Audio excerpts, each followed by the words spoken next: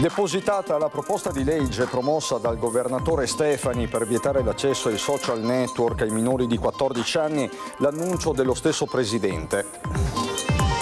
Raid vandalico all'1:30 di notte a Punta San Giuliano a Mestre, canoi gettati in acqua e danni al bar ristorante, sradicate le luci a LED e scaraventato a terra il pesce surgelato. Grave un automobilista di 35 anni finito contro un tir fermo in coda in A4 tra Lattisana e Portogruaro, la macchina è rimasta incastrata sotto il camion.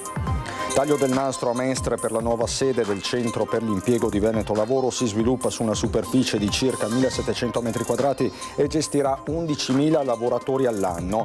Per Veritas segnalazioni da parte di persone che dicono di aver ricevuto un SMS che avvisa della presenza di bollette di rifiuti non pagate e chiede di richiamare un numero, si tratta di una truffa. Claudio Baglioni riceve il premio ambasciatore della bellezza a Palazzo Balbi. La mia prima volta a Venezia, racconta, fu deludente. A giugno aprirà il suo tour in piazza San Marco.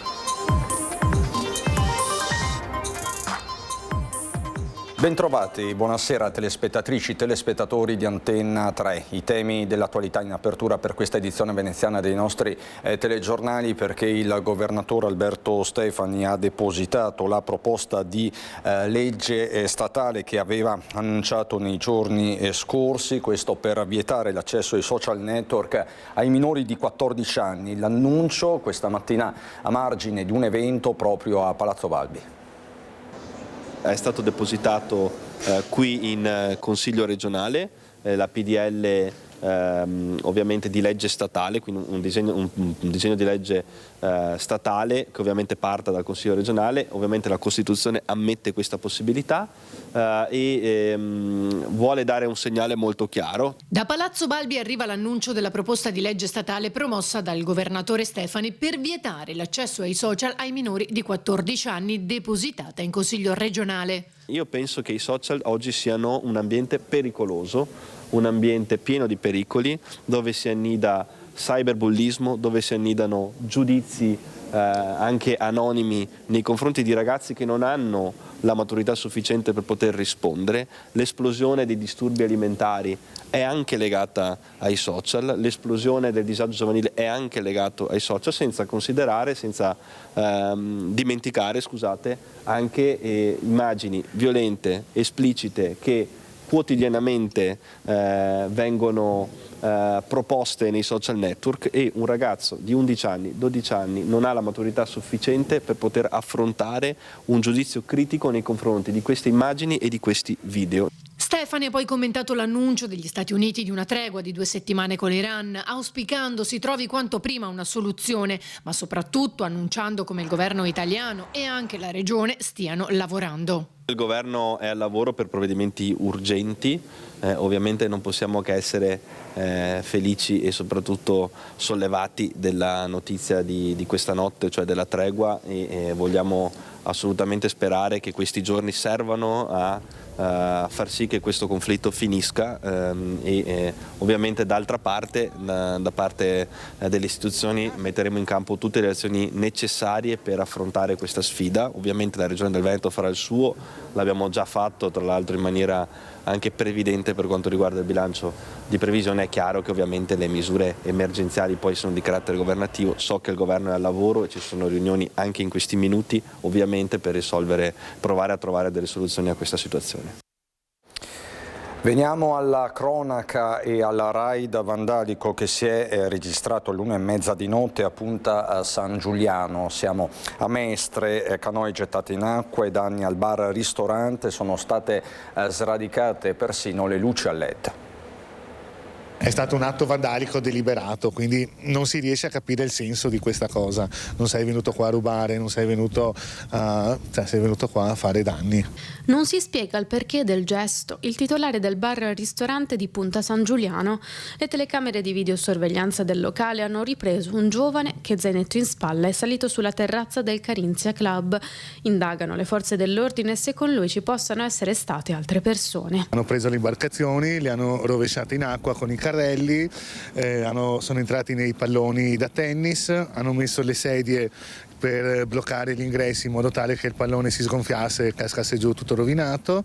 Qui da noi in particolare sono saliti in terrazza, hanno sradicato i LED, le luci, sono entrati nel magazzino, hanno aperto tutti i congelatori, sradicato le spine, rotto tutto e buttato tutti i prodotti per terra. I canottieri hanno cercato per tutto il giorno le canoe disperse e affondate in laguna, così come i carrelli su cui erano posate. Il tennis club sta eseguendo le valutazioni di sicurezza per confermare che nonostante il pallone che copre il campo sia stato per diverse ore aperto, sia statico e sicuro. Al bar invece si fa la conta dei danni. Le attrezzature, le cose eccetera ci servono per lavorare. Adesso che è iniziata la stagione diciamo che non si comincia bene, ecco, dobbiamo riallestire tutto quanto. L'intrusione dei ragazzi nel momento stiamo ancora verificando, però hanno fatto una serie di atti vandalici abbastanza gravi e pesanti. Un fatto che fa riflettere anche sui sistemi di sicurezza dell'area. Essendo una zona leggermente distaccata eccetera, è un po' terra di nessuno la notte, quindi anche da quel punto di vista implementare la sicurezza sicuramente aiuta. Mattinata di caos lungo l'autostrada 4 a causa di un grave incidente avvenuto intorno alle 8:10 tra la Tisana e il nodo di Portogruaro in direzione a Venezia. Un'auto ha tamponato violentemente un mezzo pesante fermo in coda, finendo incastrata sotto il camion. Il conducente è rimasto intrappolato tra le lamiere ed è stato estratto dai vigili del fuoco in condizioni critiche. I sanitari del SUM 118 hanno avviato le manovre di rianimazione, mentre è intervenuto anche l'elisoccorso. Pesantissime le ripercussioni sul traffico, circolazione bloccata verso Venezia, ingresso chiuso alla Tisana e lunghe code fino a San Stino di Livenza. Un secondo tamponamento ha aggravato ulteriormente la situazione. Nel gennaio scorso la Corte d'Appello aveva ribadito la sentenza di primo grado, ora anche in sede civile è stata confermata la condanna al motociclista che nell'ottobre del 2015 travolse e uccise un pensionato lidense. La Corte d'Appello di Venezia ha confermato anche in sede civile la condanna per la morte di Lucio Valonta, il pensionato lidense di 78 anni, morto dopo essere stato investito da un motociclista mentre in bicicletta si trovava in via Alberoni a Lido di Venezia. L'impatto davanti all'ospedale San Camillo fu devastante. Nell'ottobre del 2015, 11 anni dopo l'incidente, viene ribadita la sentenza di primo grado. La parola da Augusto Palese, a capo del collegio legale che ha assistito in questi anni il familiare del pensionato deceduto. Ha confermato la sentenza del Tribunale di primo grado che aveva condannato al risarcimento del danno il ciclomotorista in favore dei figli del signor Lucio Valonta per il pregiudizio subito per la perdita parentale. Anche la Corte d'Appello Penale di Venezia aveva confermato la condanna penale emessa dal giudice monocratico di Venezia nei confronti del motociclista. La sentenza potrà ancora essere impugnata dal motociclista in Cassazione. Dette sentenze produrranno i loro effetti anche nei confronti della compagnia di assicurazione del motociclista, in ambito civile a titolo di responsabilità solidale per l'assicurazione obbligatoria e in ambito penale come responsabile civile. E il Tribunale di Trapani ha dichiarato illegittime le sanzioni applicate alla nave Mare Ionio di Beppe Caccia durante un soccorso in mare nel 2024 e ora gli attivisti passano al contrattacco. Noi adesso chiederemo i danni per questo fermo che ha impedito alla nostra nave di continuare la sua attività di soccorso e chiediamo che finalmente il ministro Piantedosi, responsabile di questa strategia di sabotaggio e boicottaggio continuo dell'attività di soccorso civile in mare, finalmente ne risponda. Gli attivisti di Mediterranean Saving Humans passano al contrattacco dopo che il Tribunale Civile di Trapani ha nei giorni scorsi ritenuto illegittime le sanzioni applicate ai danni della nave veneziana e veneta Mare Ionio, che ha come capomissione il veneziano Beppe Caccia e il mestrino Luca Casalini. Il pronunciamento del Tribunale ha invece confermato la piena correttezza dei volontari ed attivisti. A distanza di anni il Tribunale riconosce che il nostro comportamento, le scelte fatte dal comandante della capomissione della Mare Ionio erano scelte assolutamente legittime, scelte che rispettavano il diritto internazionale. Intanto il sabato di Pasqua è stato contrassegnato dall'ennesima tragedia del mare, con i volontari che hanno recuperato, dopo un naufragio in acque internazionali, 32 superstiti e 2 corpi purtroppo senza vita, più almeno altre 70 persone che risultano ancora disperse. Taglio del nastro a Mestre per la nuova sede del Centro per l'impiego di Veneto Lavoro. Si sviluppa su una superficie di circa 1.700 metri quadrati e gestirà ben 11.000 lavoratori all'anno. Taglio del nastro a Mestre per la nuova sede del Centro per l'impiego gestito da Veneto Lavoro. Si sviluppa su una superficie di circa 1.700 metri quadrati e avrà circa 80 postazioni per operatori più sale riunioni e servizi. I dati sull'occupazione, ha detto l'assessore regionale al lavoro Luca Spavanetto, hanno cambiato la funzione di questi uffici, una volta centri di emergenza per chi era rimasto disoccupato. Sono quel punto d'incontro tra le imprese e i lavoratori, però con qualcosa di migliorativo che riguarda non solo lo studio dei curriculum di chi si offre al lavoro, ma anche di chi invece cerca lavoratori proprio per le esigenze particolari, quindi facendo un'azione più mirata di un incontro tra imprese e lavoratori alla ricerca di un posto di lavoro. Con competenza anche nei comuni di Marcone e Quarto d'Altino, il Centro per l'impiego di Venezia è uno dei primi per numero di utenti da gestire. Sono circa 11.000 le persone che ogni anno si rivolgono agli uffici di Mestre con una media giornaliera di oltre 50 accessi. Lo scorso anno noi abbiamo concluso in termini di saldi positivi per 20.000 posizioni, quindi il mercato è ancora cresciuto, anche se rallentato, con dati positivi. La dimensione della provincia di Venezia è analoga, con una forte presenza del turismo e dei servizi, in particolare è cresciuta molto tutta l'area legata alla cinematografia. Prima dei lavori, dal costo di 2.400.000 euro, finanziati per 2 milioni da Veneto Lavoro con risorse PNRR messe a disposizione dalla Regione, l'edificio ospitava l'ufficio tecnico della città metropolitana di Venezia, che si è occupata del restauro e della messa a norma dell'immobile. E abbiamo unito l'utile al dilettevole, abbiamo trasferito Veneto Lavoro dalla sede della provincia che abbiamo in via Ancona, qui vicino alla stazione, che quando cominceranno i lavori sarà sempre tardi, ma insomma comunque la faranno, e abbiamo ristrutturato via Camarcello, ci riappropriamo della città facendo appunto lavori e investimenti. La corsa ora verso Cafarsetti. A Mestre il candidato sindaco Simone Venturini ha presentato la sua lista, 36 persone tra volti conosciuti, assessori uscenti e nuove leve.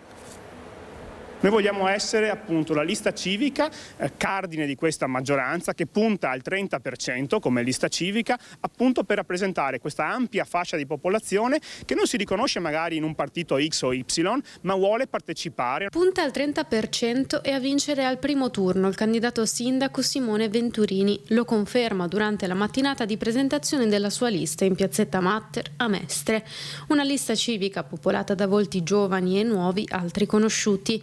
12 consiglieri e assessori uscenti, al suo fianco 24 le persone, cittadini che senza vincoli di partito hanno aderito alla sua corsa a primo cittadino. 4 gli under 30. 36 candidati che insieme a me lavoreranno per portare in Consiglio Comunale le migliori idee, la migliore energia a servizio della città. A tutti loro ho chiesto tanta dedizione, tanta competenza, tanta passione, ma soprattutto l'idea di candidarsi col sorriso per qualcosa, sempre parlando propositivamente di tutto e di tutti, mai scadere nello scontro con l'avversario che invece alle volte attacca e aggredisce. Noi vogliamo essere invece sempre pronti a rispondere col sorriso.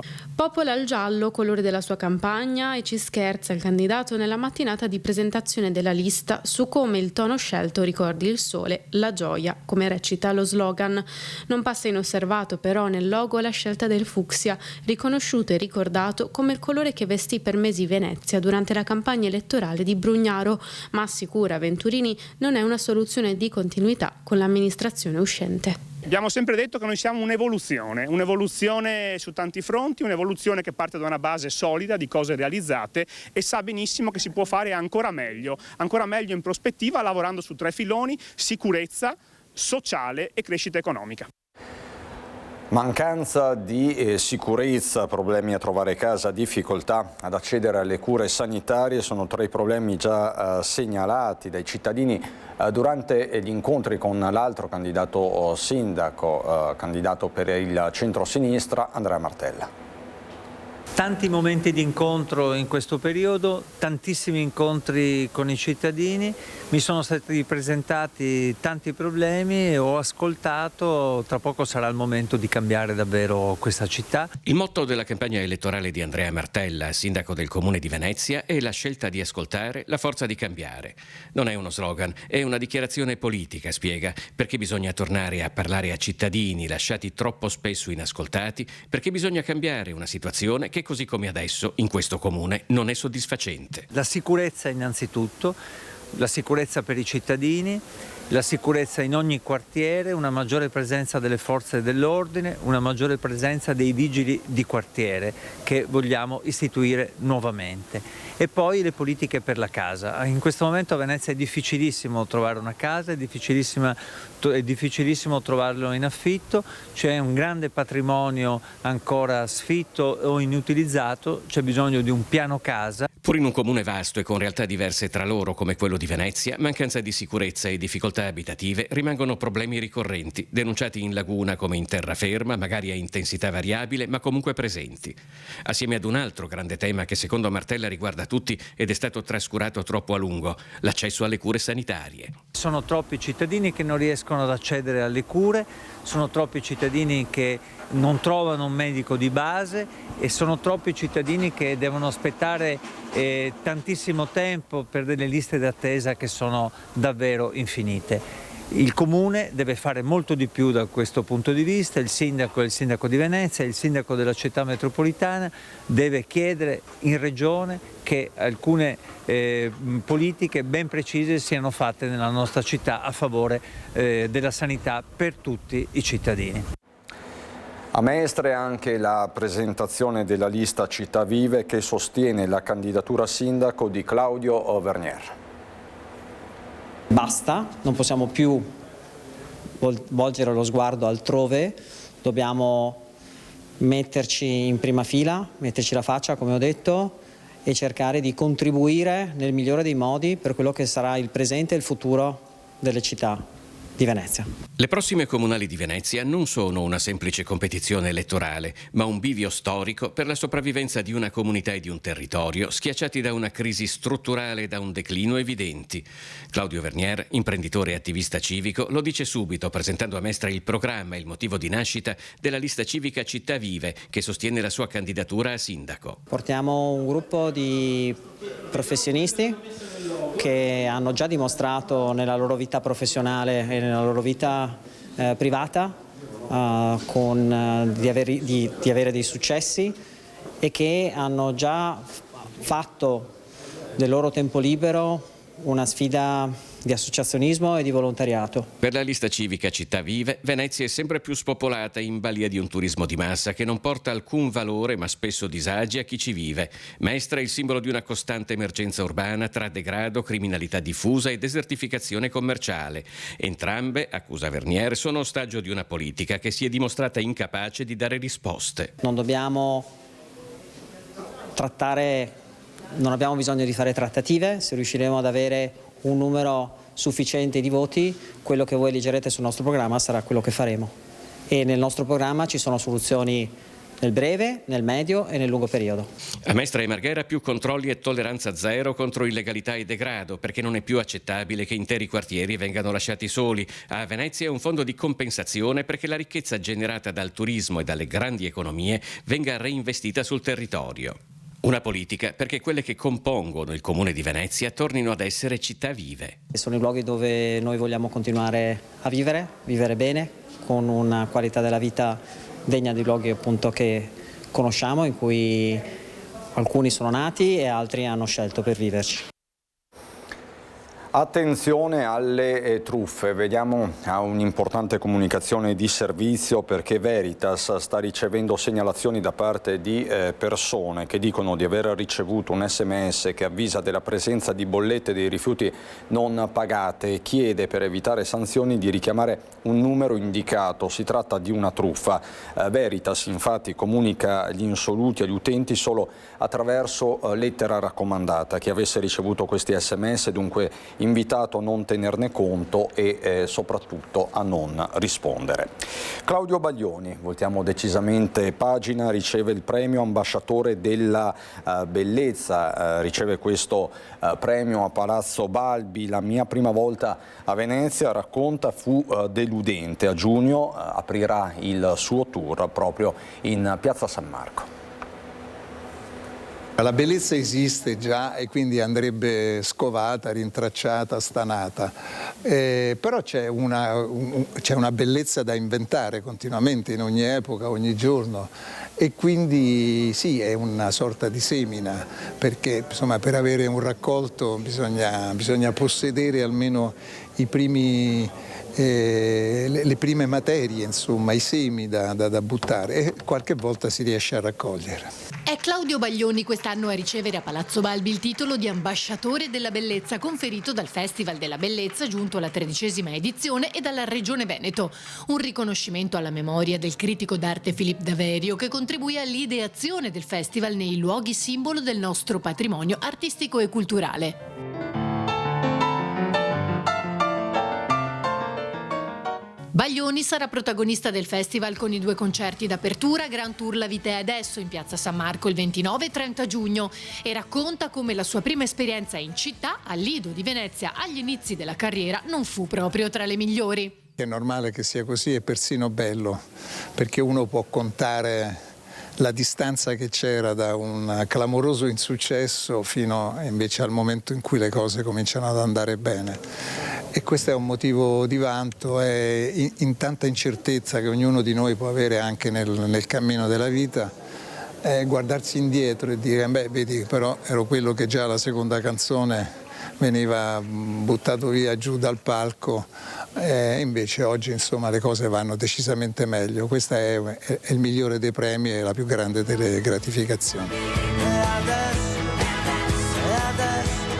Un artista che riesce a unire le generazioni, spiega il governatore Stefani, che porta nel cuore una canzone in particolare, La Vita è Adesso. È una canzone che mi è stata dedicata al compleanno dei 17 anni da una ragazza del liceo, e quindi conservo ancora la lettera con me, che è dall'altra parte, eccola qui, scritta a penna quando non c'erano i social network, copro il nome perché è giusto, e ovviamente c'è tutto il testo della canzone scritto e che mi è stato dedicato, e che porto ovviamente tra i ricordi più belli, e anche insomma a simboleggiare che Claudio Baglioni è un artista intergenerazionale capace di entusiasmare generazioni diverse, anche i più giovani, e continua a farlo, e sono onorato oggi di poterlo ospitare qui a Palazzo Balbi.